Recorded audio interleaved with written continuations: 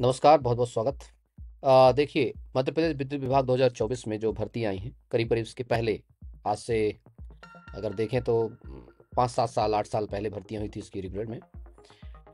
और बाकी contract basis पे भर्ती आती रहती थी इसकी, लेकिन जो रेगुलर बेसिस पे जो भर्ती है, वो काफ़ी सालों बाद आई है। इसकी चर्चा हम करेंगे और साथ ही साथ कल मुझे कुछ लोगों ने कहा कि सर इसमें क्या-क्या योग्यताएँ हैं और क्या-क्या उनके सिलेबस है, तो इसकी पूरी चर्चा आज करेंगे। बहुत शॉर्ट में चर्चा करेंगे ताकि वीडियो जो कि ज़्यादा लंबा ना बने, ठीक है? तो सबसे पहले हम इसकी देखते हैं इसका क्या-क्या योग्यताएँ हैं, कौन-कौन से पदों पे आप फॉर्म भर सकते हैं। सबसे पहले मैं चर्चा करूँगा कि आपकी नौकरी लगेगी कहाँ-कहाँ, इंदौर है, जबलपुर और भोपाल, बस 3 ही जगह हैं, है ना? और जो भर्तियाँ हैं, मुझे बताना है आज इसकी योग्यता क्या है, इसका सिलेबस क्या है, ठीक है? क्योंकि टोटल जो भर्तियाँ लगभग 2500 भर्तियाँ हैं, 2500 भर्तियों में ये जानना ज़रूरी है कि कौन-कौन व्यक्ति फॉर्म भर सकता है। अब ये जो फॉर्म भरेगा, तो उसकी फिर तैयारी भी करनी है उन्हें हमें। तो मैं एक-एक करके पूरी चर्चा करूँगा आपको, हमारे लायक फॉर्म भरने लायक है कि नहीं है, उसकी भी चर्चा हम कर रहे हैं। और एक-एक करके मैं चर्चा कर दूँगा, तो उससे क्या है कि आप लोग जैसे पता चल जाएगा कि आखिरकार हमारे पास वो योग्यता है कि नहीं है, उस हिसाब से आप लोग इसकी तैयारी कर सकते हैं। जो टोटल जो पद कोड हैं, जो पोस्ट कोड हैं, लगभग मैंने आपको बताया था कि समथिंग आप चाहेंगे तो करीब 21-22 प्रकार के जो पद हैं इसमें, इन सब की आप तैयारी करते हैं। अब थोड़ा-सा यहाँ पर देखिएगा, ये रहा कि एक-एक करके सबसे पहले कार्यालय सहायक श्रेणी 3 प्रशिक्षु। इसके लिए आपके पास 12वीं पास होना चाहिए। अच्छे समझना बात को, उसके पास 12वीं पास होना चाहिए और कोई एक कंप्यूटर परीक्षा उत्तीर्ण, जैसे डिप्लोमा हो आपके पास, जैसे आप लोग डीसीए बीजीडीसीए करके रखते हैं या कोई डॉयक करके रखते हैं, तो आप लोग फॉर्म भर सकते हैं, ठीक है? और अगर मान लो डिप्लोमा नहीं है किसी के पास, उसने B MCA BCA MSc IT CS BSc IT CS कर रखा है, तो उसके लिए डिप्लोमा कर सकता नहीं है। इसके अतिरिक्त जो है मैप आईटी जो आपका सीपीसीटी करती है, तो उसका एक जो कंप्यूटर दस्ता और हिंदी टाइपिंग में एक ही परीक्षा में उत्तीर्ण होना चाहिए, ठीक है? स्कोर कार्ड आप लोग के पास होते हैं, तो ये हमारे लिए इंपॉर्टेंट है। चलिए, है ना? इसके बाद है लाइन परिचारक, ये से 10वीं परीक्षा उत्तीर्ण होना चाहिए और आपके पास जो आईटीआई बहुत सारे जो करके रखते हैं, विद्युत का लाइनमैन वायरमैन, ठीक है? या कुछ लोग अप्रेंटिस प्रशिक्षण को छोड़ करके आईटीआई में सेंटर ऑफ एक्सीलेंस के तहत जो स्थापित जो शहडोल रतलाम रामपुरा नर्मदापुर में 2 वर्षीय जो पाठ्यक्रम उनका देवृत्ति के पात्र होंगे, ये आप कर सकते हैं इसमें। तो बहुत सारे जो ये हैं। फिर सुरक्षा उप निरीक्षक, इस पे यूजीसी द्वारा मानकर प्रशंसा आप स्नातक होंगे, ठीक है? मतलब आप ग्रेजुएशन होना चाहिए। और ग्रेजुएशन के अलावा मान लीजिए एग्जाम्पल के लिए कोई पुलिस, थल सेना, navy, arm force, paramilitary force या किसी जगह पर जो कम से कम जो है होमगार्ड विभाग में लांस नायक सब जो 3 वर्ष की सेवा पूर्ण कर ली हो, मतलब आप कम से कम 3 महीने का अगर 3 वर्ष का एक्सपीरियंस है कि एक्स सर्विसमैन जो है वो भी इसमें पाए। कनिष्ठ अभियंता की बात करें तो वही है, मान्यता प्राप्त संस्थान से आपके पास जो है क्या मैकेनिकल में आपके पास डिग्री है।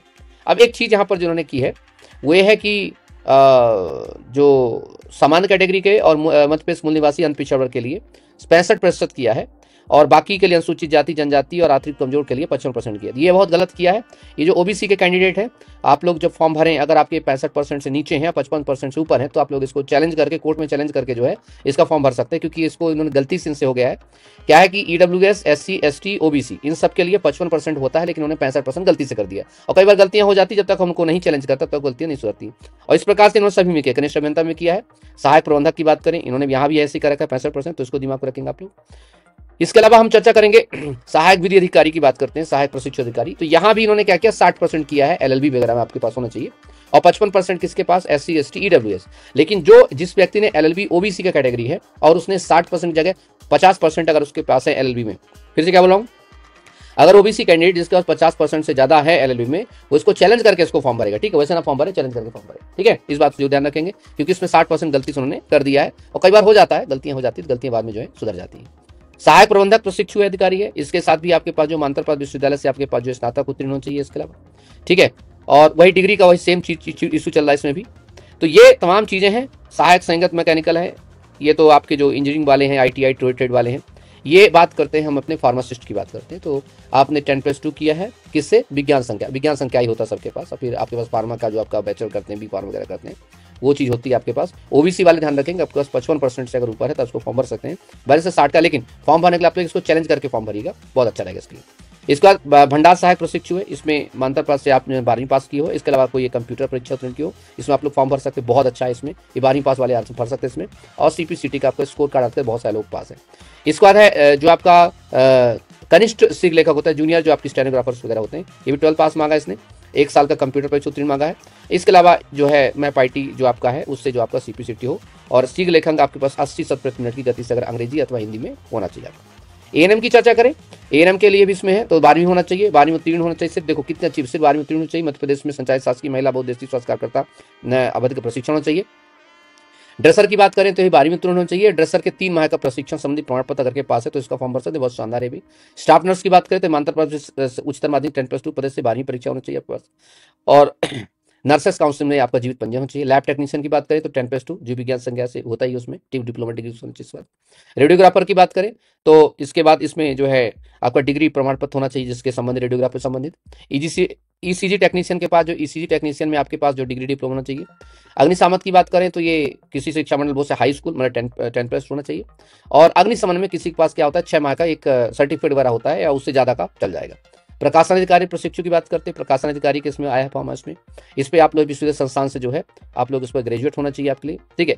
और साथ में ये जो आपने जो रेगुलर आपके पास जो भी कर रहा है पत्रकारिता में जो डिग्री की बात की जाए उसकी बात कर रहा है। सुरक्षा सैनिक की बात करें तो 12वीं पास हो। इसके अलावा वही एक्स सर्विसमैन 2 साल की जो आपकी सेवा अगर किया हो कर सकता है।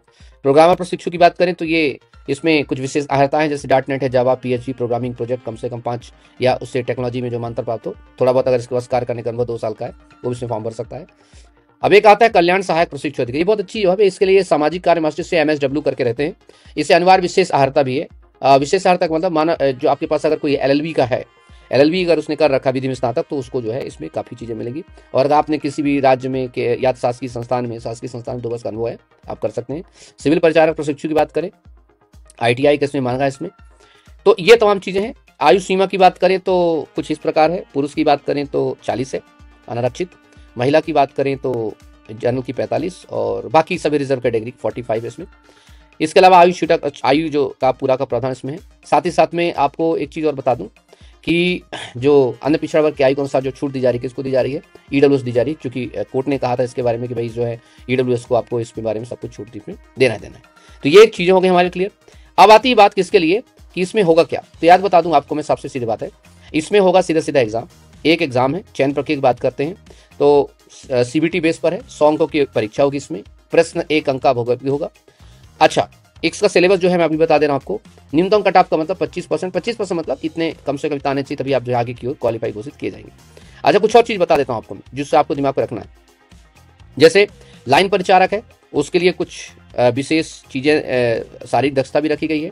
इसी प्रकार से सुरक्षा उप निरीक्षक के लिए जो आपकी हाइट है पुरुष कम से कम 167.5 रखी गई है, महिला के लिए जो है 152.4 रखी गई है। इसका सुरक्षा उप निरीक्षक सुरक्षा सैनिक पद के लिए 3 मिनट का आपको जो पुरुष है 800 मीटर दौड़ करेंगे और महिला 3 मिनट 30 सेकंड में भूतपूर्व सैनिक। तो वही जैसे आप लोग MPSI कांस्टेबल वगैरह में कर रहे होते हैं तो वैसी चीज़ें इसमें भी। कंप्यूटर आधारित परीक्षा होगी, पूरे MP के शहरों में आयोजित होगी, ठीक है, ये दिमाग को रखने का प्रयास करेंगे। अनारक्षित वर्ग के आवेदकों के लिए 1200 रुपये लगेगा और स्थानीय जो बाकी चीज़ें हैं उसके लिए 600 रुपये इसमें लगेगा, ठीक है, तो जो रिजर्व कैटेगरी का आते हैं। अब ये फॉर्म कैसे भरा जाएगा, ये फॉर्म भरा जाएगा ऑनलाइन के माध्यम से, मतलब www.mponline.gov.in अथवा इन आपका IF फॉर्म्स की बात करते हैं MP ऑनलाइन में, इसमें आ जाएगा। क्लियर। तो ये तमाम चीज़ें थी जो मुझे लगा कि बताना चाहिए आप। तो इसके थोड़ा सा सिलेबस की चर्चा कर लेते हैं फटाफट। ये जैसे देखो आपने अपने काम की चीज़ों के स्क्रीनशॉट ले लेना, जैसे मैंने आपको बताया कि कौन से आप में फॉर्म भर सकते हैं, उसी प्रकार से आप इसके सिलेबस की अगर चर्चा करेंगे उसके सिलेबस की भी चर्चा हम लोग एक बार कर लेते हैं, ठीक है। ठीक है, तो ये हमारा बेसिक तौर पर है, 2 पार्ट में है इसमें, ठीक है। अगर हम एक पार्ट की चर्चा करें तो एक पार्ट हमारा क्या है, इसको करिए। एक पार्ट में हमारा है सिलेबस से संबंधित, अर्थात हमारे जो स्पेसिफिक। बाकी सभी का सिलेबस के लिए इसका पूरा का पूरा PDF मैंने चौहान एकेडमी के उस प्लेटफॉर्म में डाल दिया है। प्लेटफॉर्म अंदर से मतलब कि जो एप्लीकेशन है इसके नीचे कमेंट बॉक्स पे लगा हुआ है, चैट बॉक्स पे भी लग जाएगा। तो यहाँ पर अगर हम चर्चा करें तो बेसिक तौर पर जो सबसे महत्वपूर्ण चीज़ हमें देखने को मिलती है वो ये मिलती है कि 2 पार्ट में इसका एग्जाम को बनाया गया है। पार्ट 1 में बनाया गया है बेसिक तौर पर, आप अगर चर्चा करेंगे तो पार्ट 1 में बनाया गया क्या, जैसे जो इसका मूल सिलेबस है, जैसे मान लीजिए विधि अधिकारी की बात करें तो विधि अधिकारी में 60 क्वेश्चन जो आएंगे आपके लॉ से आएंगे जो आपको बताया, और पार्ट 2 जो 40 है उसमें मान लीजिए 10-12 क्वेश्चन आ जाएंगे किसके, आपके मैथ्स रीजनिंग के हो गए, MPG के हो गया, करंट अफेयर हो गया, हिस्ट्री हो गई, ज्योग्राफी हो गया, है ना, जो आप कॉमन पढ़ते रहते हैं। तो दोनों ही कंबाइन करके अगर करते हैं तो आपको बहुत बेनिफिट होगा। अगर घोटाला नहीं होता है तो भर्ती बहुत अच्छी है, अगर घोटाला वगैरह नहीं होता तो भर्ती बहुत शानदार है। उसमें जो आपको कोई इंटरव्यू वगैरह तो है नहीं, सिस्टम सीधे एग्जाम है, एग्जाम के बाद आपको चीज़ें करनी है, तो बहुत अच्छी पद है इसमें। और आप सीधे एक एग्जाम देते हैं 100 मार्क्स पर, सीधे आगे इन कर देते हैं। इसके अलावा अगर आप एक एवरेज 80-85 इतना रखते हैं तो आपका इसमें सिलेक्शन मतलब अच्छे से हो सकता है, आप इसको अचीव कर सकते हैं।